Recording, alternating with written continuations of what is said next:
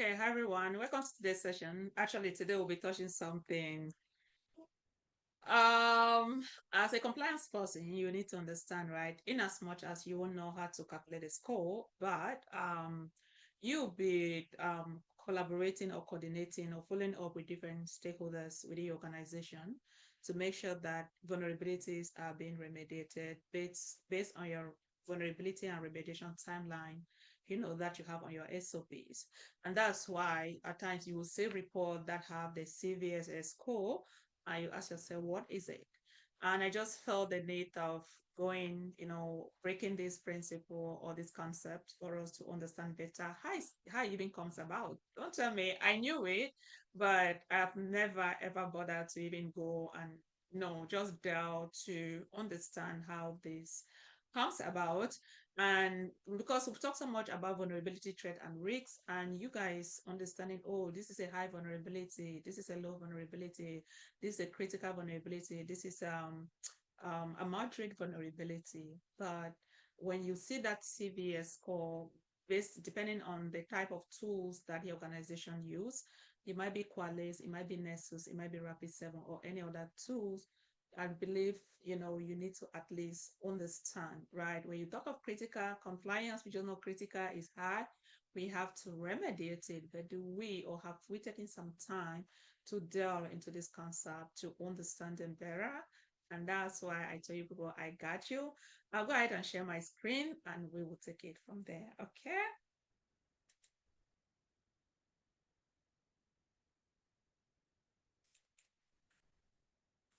All right. So welcome to this slide. I'm just gonna put it on read mode.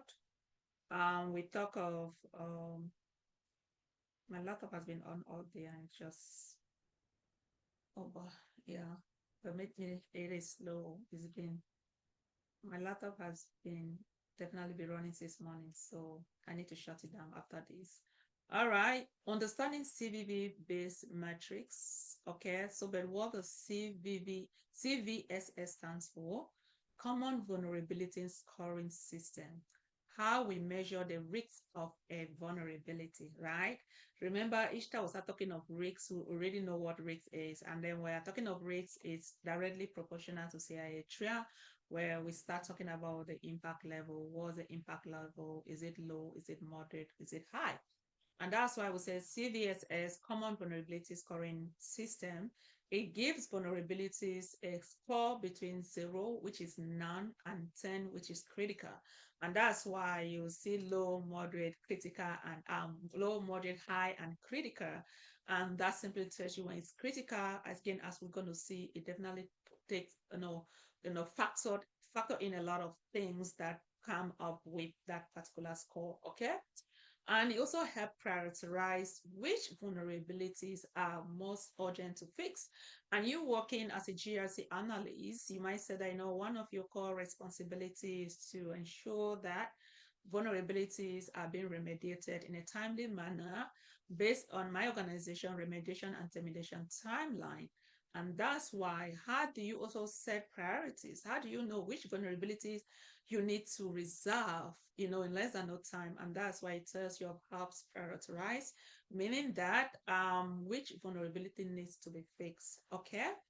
And then we also talk about a base score, which is equivalent to the DNA of a vulnerability. Why do we mention DNA? As a matter of fact, you guys know I read zoology and biology, so we'll touch a little bit of DNA. So you guys, you must have heard about DNA, which means, again, you've talked about DNA, not things that do not change, right? But let's take a look. Let's go to the next slide. So what really is CVSS? Common Vulnerability Scoring System is like a universal language for measuring how severe a security weakness is. You see, a universal language, and we will see reason why it is a universal language. And you might be working, you must have gone through this report, you've seen them when they talk of the score, right? You have this score that is like critical is high, is low is moderate. Anybody, it doesn't matter their expertise level, doesn't matter their technical background. they should be able to read that and understand. And that's why it's a universal language for measuring how severe a security weakness is. Instead of arguing whether something is bad or very bad, CVSS gives it a number from 0 to 10.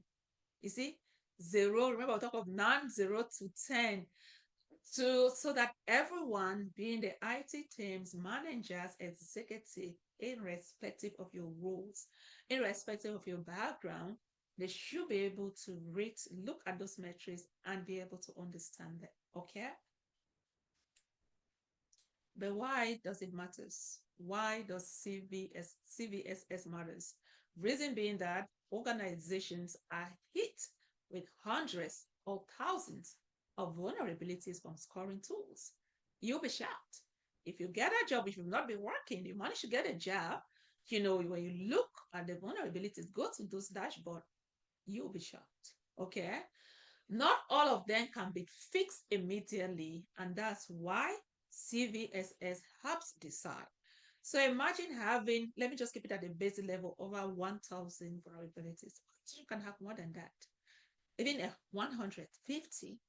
Do you just go and be remediating and resolving all 50 vulnerabilities? No, you want to be able to resolve them based on severity level, right? And that's why you have to set your priority. And because of doing so, how will you even tell which one you want to go with? And that's where CVSS actually helps organization decide, determine which vulnerability is critical, which is high, which is moderate. And then we can start with those critical vulnerabilities and we'll see reason why. And by now, we all understand that when we say it's critical, start thinking of risks, thinking of the fact that, a threat, exploit, a vulnerability resulting to a security risk that is directly proportional to CIA Triad. So now you get it, right? Which ones must be patched now? Do you see? Critical and high. If you got to patch the systems, if the system is low, I'm not really going to stress about it because the risk is low. But when you have critical or high, it means immediate attention. Yes, we can even take some days, some weeks, but it's not something that we're going to take months, years to resolve critical vulnerabilities. Yes, maybe some organization can do that, but guess what? You never know when it can happen because if you get hacked, get breached, no. So what are you going to say, right? Which ones can wait? Do you see medium as well as low? Those can wait because, again, based on priority level, severity level, they are not critical high, so those can wait. I hope you guys are feeling me. And don't forget to subscribe, like, and share these videos with your friends and family. Then the base core DNA of a vulnerability. First, say, think of the base core as the built-in severity level of the vulnerability. Base core. Example, a bug that allows hackers to take over your system remotely will always be considered more severe than a bug that requires physical access. Allow hackers to get access to your system remotely, like me working from home, scanning, trying to intrude or infiltrate into your network. And I was able to do that. That is very, very severe than someone trying to, require a physical access where you have a lot of, security layers. What's the thing? Additional layer of security, right? That, defense in depth, you have different barrier, manstrap, and all those things. And that's why we say this can be low, right? So this DNA does not change no matter where the vulnerability is found. It describes the nature of the flow itself. Just like your DNA, it cannot change. And the next slide will better explain that for us.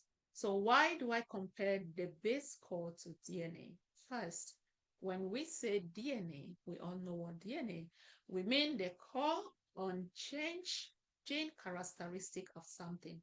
Just like DNA defines who a person is, the base core defines the essential nature of the vulnerability. Do you see? Your DNA definitely portrays your personality, who you are. So likewise, the base core, whatever base core that will be tied to the impact level, defines the essential nature of a vulnerability. This looks like factors that do not depend on your company, your environment, or your timing. So it doesn't matter where you work. It doesn't matter what kind of environment. It doesn't matter what time of the day. That's why I say it does not depend on this. Again, that's why we are actually linking this like a DNA, right? It's the same everywhere in the world. No matter where that vulnerability shows up, you're still going to have that base code. And let's go to the next slide. Example to make it clear, right? You guys know the way I teach, trying to put it in a way that we all can understand. If I tell you I knew all of this, I lied. I have to challenge myself. I have to read. I have to understand, because each time I put something like that and I lecture and I post it, so educating myself, okay, I am the one benefiting the most. That's the truth. So imagine a software flow that allows an attacker to run commands remotely. Run it out remotely. It can be exploited over the internet. And don't forget, I don't want us to pay attention on all these AVAC, attack vector, and all those things, because the next slide will spend some time going through each and every component, because all the components put together will generate a score for us. Okay, so imagine a software flow that allows an attacker to run commands remotely. It can be exploited over the internet. That's an attack, an attack vector. That's a network. It's easy to do. How easy it is to do. It doesn't need a login like method of assessing. It needs users help. It needs no user help. That's UI. And if successful, it gives full controls of the system. That's CIA Triad. What is it? And that's how we're going to come up with a CVSS score, right? These qualities are backed in the flows itself. They are like its genetic makeup, which is the DNA. So whether this flow is found in your company, my company, or anywhere else, its base score will be the same.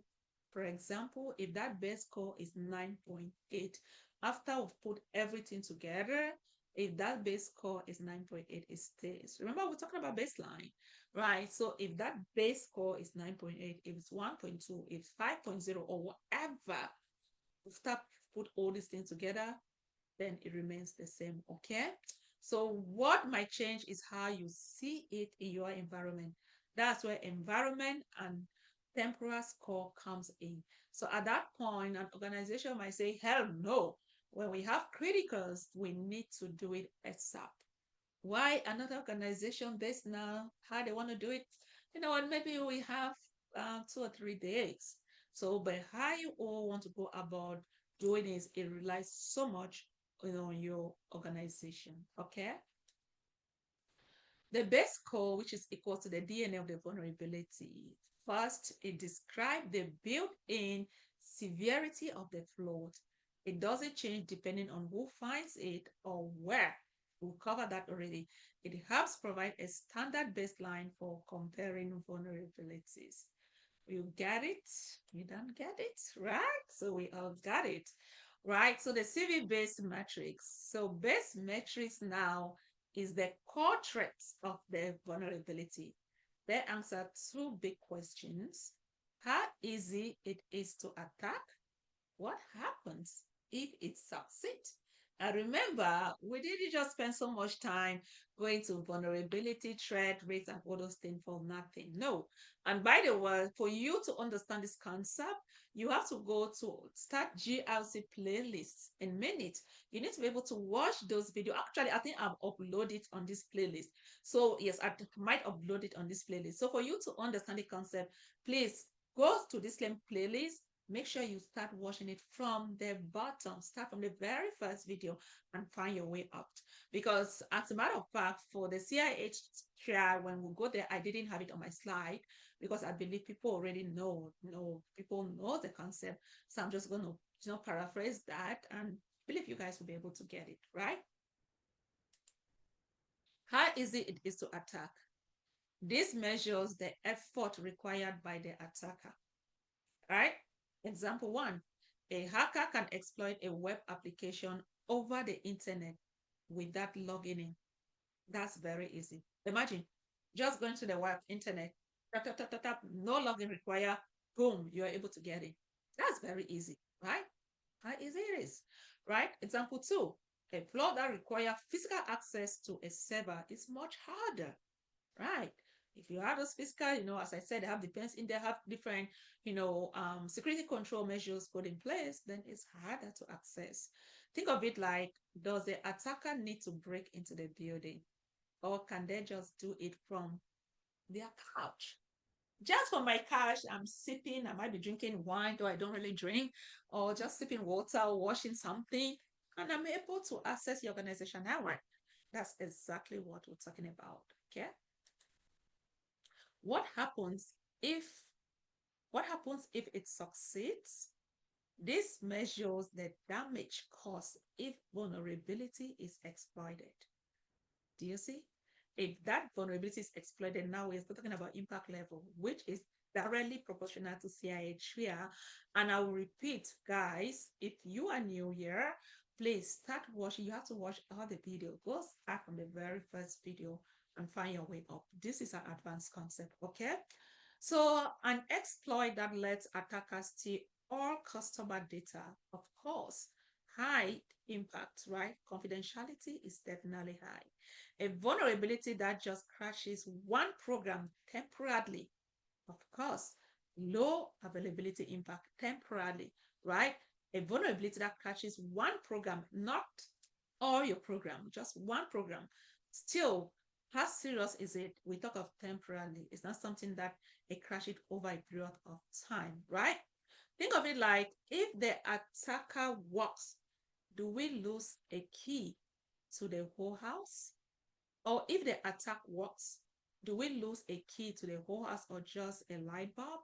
And that's where we start talking again about, you know, is it confidentiality, availability, or integrity? And the asset, the data type, what is being breached? I hope we are able to get a concept now, because when they get into the house, is it just a lie, a bulb? That's okay. But what if they lay hands on my social security number or other vital documents? Then the story would change, right? And this pretty much explain what we're talking about. Ease of attack, example, you're there, just remember we said that from home, you just get, bypass the network, without even requiring any form of login. You get in there. But imagine of the impact level. Now you are getting access, you are changing files, you are getting access to their server, you are getting access to, their, how they call, their databases. You got in the impact of success, easy of attack, we be able to enter. But guess what? Look at the impact. Imagine you have access to some of these critical files. Imagine you get access, not you, of course, the hacker, get access to their databases. Then think of the impact level. That can be very, very, it's crazy, right? So, for example, what happens if it succeeds? And we just explained that, going through your internet, local and physical, and then data stolen, data alter, as well as services. Okay, scenario walkthrough. First, imagine a vulnerability in an online banking website. We have the attack vector can be exploited over the internet. Of course, it's easy. Privilege required, none. Doesn't need a login. Imagine. User interaction, none. It doesn't even require the user to take action. No one has to click on anything. Imagine how easy this could be. CIA impact, if successful, attacker can transfer money, and of course, what's the impact level? High. Answer to question, big question, how easy it is to attack? Very easy, just over the internet, no login. What happened if it succeed? Catastrophic, leading to the loss of money as well as trust, because the company is going to lose money as well as customer trust. And what's the result? Of course, you see now there is a high base score, and that high base score now will give it a number. Now you start getting like 9.8 or 10 and all those things. But again, it's very, very interesting because we're going to do that and you guys will see. And as a matter of fact, this video might be a little bit lengthy, like an hour plus. I don't want to break the concept because this is an important concept that I want to have it all. So you can watch this video, stop, go back and come and continue where you stop. Okay. So what's the takeaway? The base metrics capture the buy-in severity of a vulnerability. If it's easy to attack and if the impact is high, then the score will be high. All right. As I said, we shouldn't spend so much time talking about AV and AC and all those things because I knew we were to come, right? Now, let's just start from here. Pay attention. Attack vector, AV. How far away does the attacker need to be to exploit the vulnerability this time? Is it ratio? Yeah, I don't know. Mathematics for dealing with me so bad. How far away does the attacker needs to be to exploit the vulnerability? Types of attack vector. We have network. Exploit over the network. That's the highest form. See, highest risk. Adjacent, that's A. Attack must be on the same local network. For example, Wi-Fi, corporate LAN, requires access to device or operating system. Then we have physical, um, physical, which is P, require touching the device, which is the lowest risk. And bear with you, because when you go to a corporate building, they already have a lot of controls for the place, right? And that's why do you see they say how far away does the attacker need to exploit the vulnerability? Imagine just being from your home, exploiting over the internet. Do you see? Just imagine that you're far off, but you can exploit and get access. And that's why it says the further away the attacker can be, the more dangerous the vulnerability, right? And this gives us an example of what you all must have encountered or you must have seen. And that's why I said, don't just see this thing and like, oh yeah, for example, critical, high, medium, low, okay, international, informational. Yeah, we just have this thing. I'm just going to follow for them to remediate. But at times, again, it's important, excuse me, for us to understand how they were able to come up with this score, okay, or the metrics. So let's take network. We talk of the highest risks. An attacker doesn't need to be near the system at all. A bug in a web server that lets anyone on the internet send a malicious request and gain control. Imagine a bug in a web server that lets anyone on the internet send a malicious request and gain control. Right? You have a bug, you have a flaw, you have a weakness on your server, your web server, an entry point. Because of that bug, guess what? Anyone can log in, feel that. You see, they can log in without even requiring logins for them to put a credential, and they are able to get access to your system. This is a typical example of what we just mentioned. See this guy? Over the world. That guy can be in Africa. That guy can be in Asia. That guy can be in Europe, America, anywhere in the world. But because your organization, you guys have that weakness, they are able to exploit a weakness. And remember, that's why I say go back to those videos. A vulnerability on its own will never cause harm, but it has to be provoked. It has to be exploited. A threat will have to exploit a vulnerability that will result to security risk. And that's exactly what we're explaining here.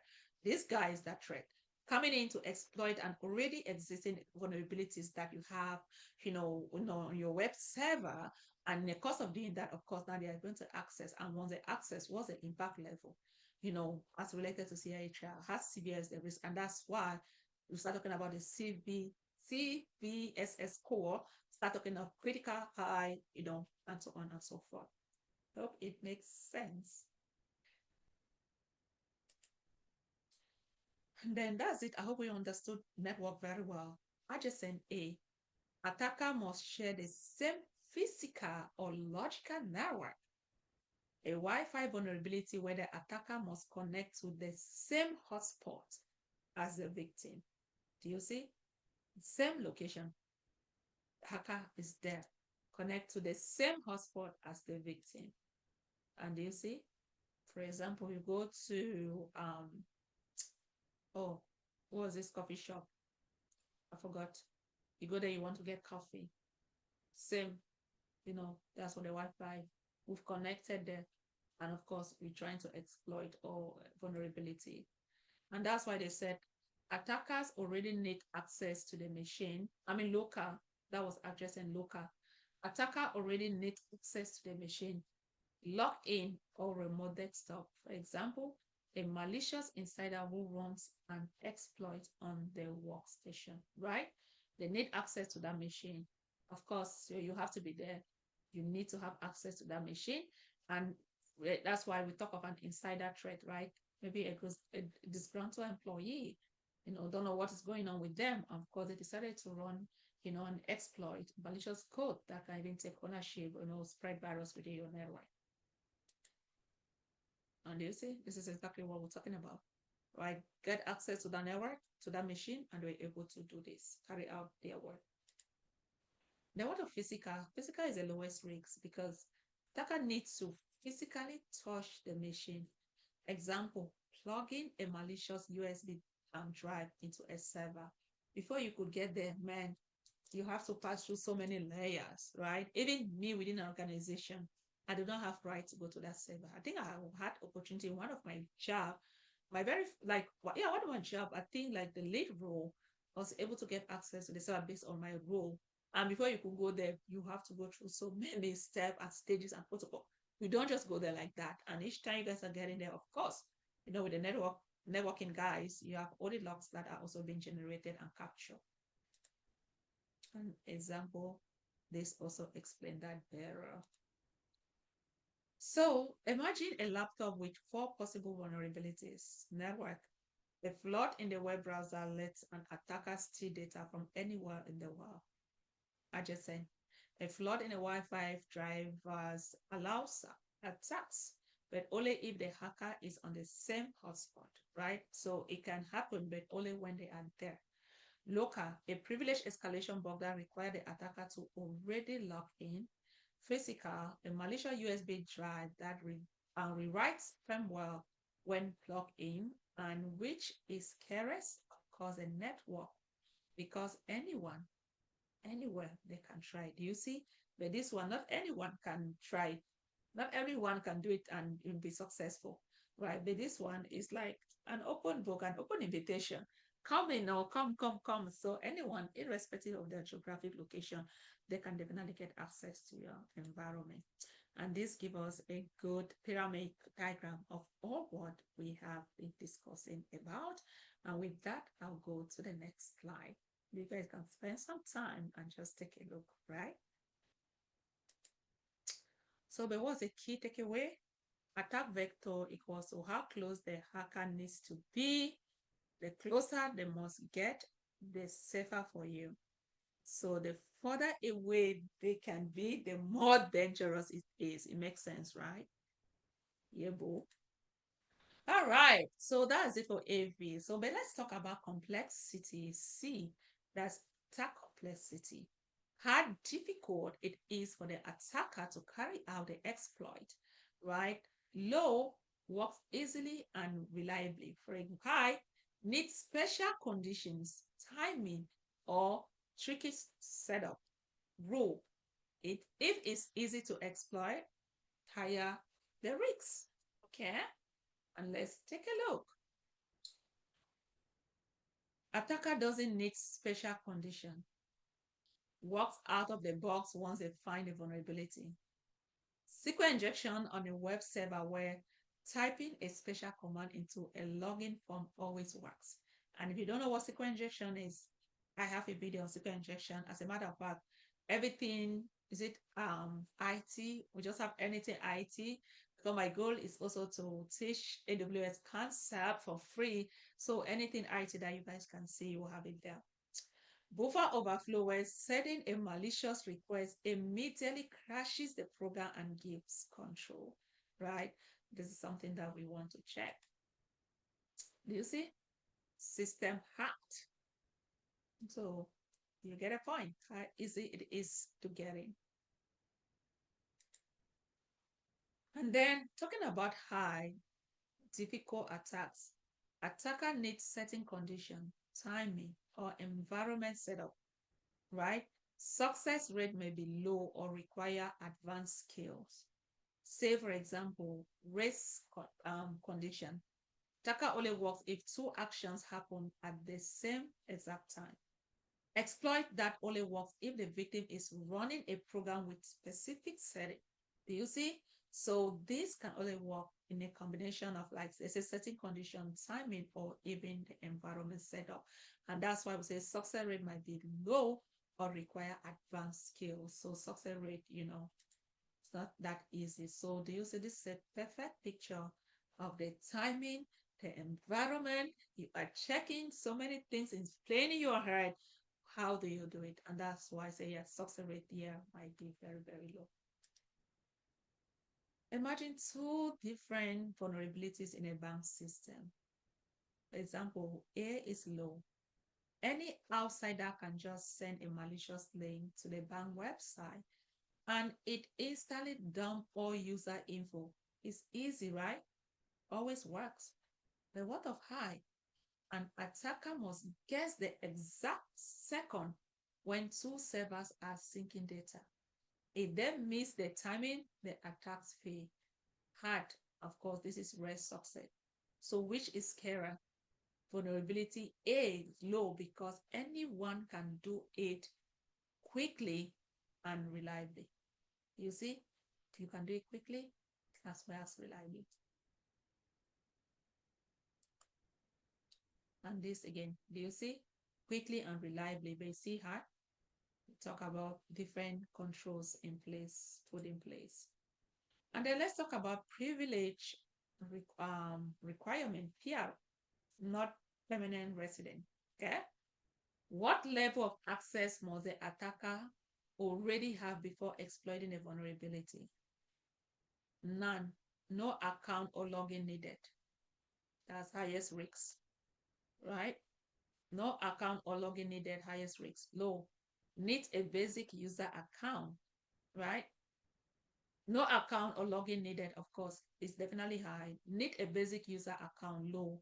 Then high, needs administrator or root access, right? Of course, those are privileged users. But what's the rule here? The fewer privilege required, the higher the risks, okay? And then what of none? Most dangerous. Get a point. None, most dangerous. Attacker does not need to log in at all. Anyone can launch the exploit over the internet. Say a web server vulnerability that allows code execution just by visiting a link. That's dangerous. An open API that lets outsiders pull customer data without authentication. That can be very, very catastrophic. It's just sitting from your home because of the vulnerabilities. Boom, there's data like you're able to get access and then get access, exploit and take advantage of the organization system. Medium risks. Attacker needs a normal account first, like regular employee or customer. From there, they exploit the vulnerability to escalate power, right? A banking system flaw where a login user can transfer money from one account, but you have to be there, you have to be an authenticated user, right? A cloud vulnerability where a standard user can access other files or other user files. Of course, if you can do that, of which you don't have the right privilege, for example, VPI area, VIP area, not everybody can go there, but if you can get access to that, then confidentiality, right? Just by you accessing that, depending on what you're going to do, confidentiality has been breached, right? Let's start making modification on all those things. Then we are talking of the other component of the CIA triad. But what of high and low for this particular component? Attacker must already be an admin or root to exploit the flood. Since admins usually have a big control already, so this is less concerning. As I said, privileged user, that's something was there. They also go through a very thorough audit recording, okay? Or auditing. A system misconfiguration that allow works if attacker already have root access. So at admin panel, wow, that only admins can use, right? And you see the admin is already maybe in the server room doing whatever thing he's doing. Don't ask me because I have never been an admin before. Then the last one, we also have to talk about user interaction. Do you see we have all these things that we have to cover? You have to go through each and every one of them before they can come up with a CVSS score. Does the attack need the victim to take action or to do something? None. No user require very high. If it doesn't require a user to take action, that's very, very high. Required, victim must click open or run something. Okay, that of course can be low. If no one needs to help the hacker, higher risks, because if I need to take action and you've trained your employee about social engineering, phishing emails, then they can identify it and they will not take the action. And of course, that's a low. But in a situation where it doesn't even require the employee to take action, then that's high, right? Then that's the more dangerous. Attacker runs on its own once the system is exposed, right? So the last one we have user interaction. Then we have no none, that is more dangerous. Attacker runs on its own or attack runs in its own once the system is exposed. Can you imagine? System where you just run. The victim doesn't need to click open or install anything. A worm that spread automatically across the network. A remote code execution bug in a web server that triggers with one request.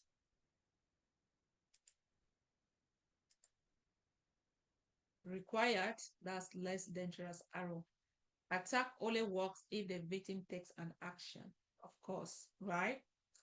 Hackers needs to trick the victim into helping because if it requires the user to take action, then it's less dangerous. Phishing email with a malicious attachment that must be opened. A PDF exploit that only works if the file is open on a vulnerability reader, right? And this again, it literally explains a lot of what we've just discussed about, right? So imagine a university IT system, none. A vulnerability in a web server allows hackers to steal all student records just by sending a crafted request. Nobody inside the university needs to do anything. Can you imagine? That's insane. That's critical, right? But in a situation that requires people to take action, then of course it's going to reduce it. And that's why they say the hackers send phishing emails to students with a malicious attachment. The attack only works if the student opens the attachment. Risks depend on users' behavior, and that's why we always keep having the user awareness training. Okay, so that risk now solely depend on the user behavior, but still it's still reduced because the user will have to take action, require something from the user on a situation where the user doesn't need to take action. So which is scarier? None, of course, right? That's N because it doesn't rely on humans' mistakes. Okay. And with this, I didn't put CIA Triad confidentiality because now with all of this, remember now we also have to put CIA Triad. Was confidentiality if that data get compromised, was integrity, and was availability. Because we already have the concept of confidentiality, integrity, and availability. And that's why I didn't put it here. But know that for them to come out with a CVSS based core, you also have the CIA Triad, okay? And if you look at what we've covered, I know you might be asking, why is she going through all of this? And that's why you need to know everything, right? You see network, attack vector network, you have attack complexity low. Remember, we went to attack complexity, you have high, you have low. You need to define which one. You have privilege requirement, none. And we talk of none, we know what that means, right? User interaction, none. Do we know what that means? And that's why we understand this is none, this is high, this is low. Then it's a combination of all of this that will give you your risk score. And then integrity high, availability high, and then of course we'll just say that CIHR definitely too is high.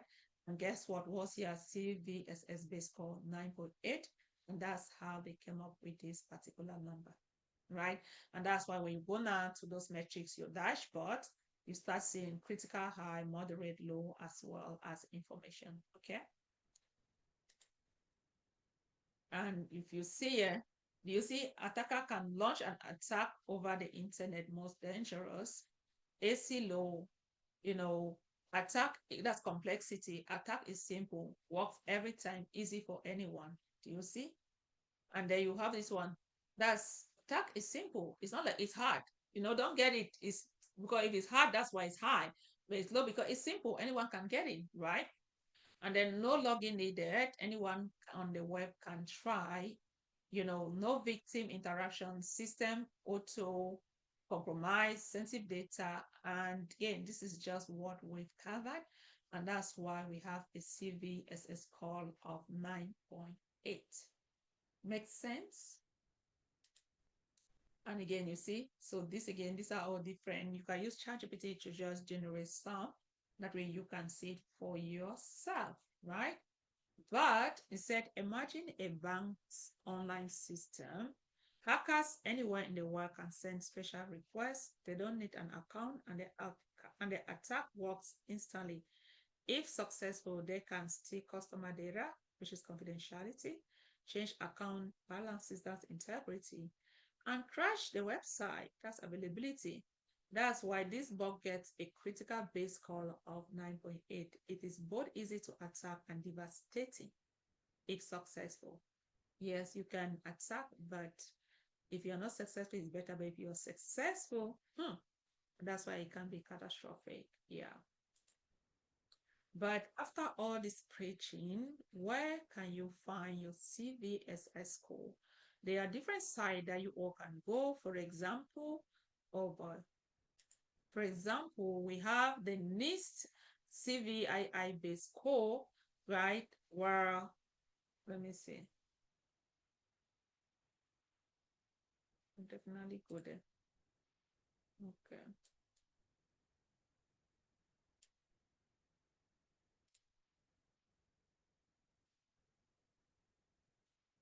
So you have the NIST. If I can just get there, I'll click and I'll pull this. I'll pull the article. I'll pull the browser that you guys can see. It says maintained by NIST. That's a National Vulnerability Database. So if you go there, it's an official US government database for unknown vulnerabilities. Every entry includes a CVSS-based score and sometimes temporary or environment. My stuff is not, it's not coming up. And then you also have this, let me see. As a matter of fact, I think I have it.